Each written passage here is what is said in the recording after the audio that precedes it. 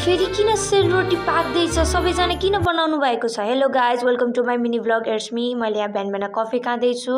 यता चाहिँ हामी यहाँ इलेक्सनको रिजल्ट हेर्दैछौँ प्रत्यक्षबाट कसले जित्यो, हाम्रो एरियाबाट कसले जित्यो भन्दा। अनि यता खाना आँटेको, अनि यता खाना खाएपछि यता मम्मी, ठुली मम्मी, भाउजू सब मिलेर चाहिँ यहाँ बन्दा काट्दै हुनुहुन्छ, किनभने चाहिँ घर पैँचो छ। सो हामी चाहिँ यता फुल टिप्न लाग्यौँ। फुल टिप्नभन्दा अगाडि चाहिँ हामी नुहाई गरेर चाहिँ ट्याक्क खोलाबाट निस्केपछि चाहिँ यहाँ चाहिँ हामी यहाँ फुल टिप्न लाग्यौँ। यता जताततै यहाँ सबै फैलिएर फुल टिप्दैछौँ। अनि यता चाहिँ म यता फुल टिप्दैछु, यताबाट हामी कजन्सहरू सब मिलेर रमाइलो गर्दै फुल टिप्दैछौँ के। अनि यता चाहिँ दुबो पनि चाहियो, सो तिनजना गफ गर्दै यहाँ दुबो टिप्दै गरिरहेका छौँ। अनि घर आएपछि चाहिँ यहाँ यसरी सेलरोटी पाक्दैछ। अब किनभने यहाँ चाहिँ घर पैँचो छ, ठुलो आएको घर पैँचो भएकाले चाहिँ सबैजना उतै खाना खाने बस्ने। अनि बेलुका चाहिँ यसरी रमाइलो गऱ्यौँ।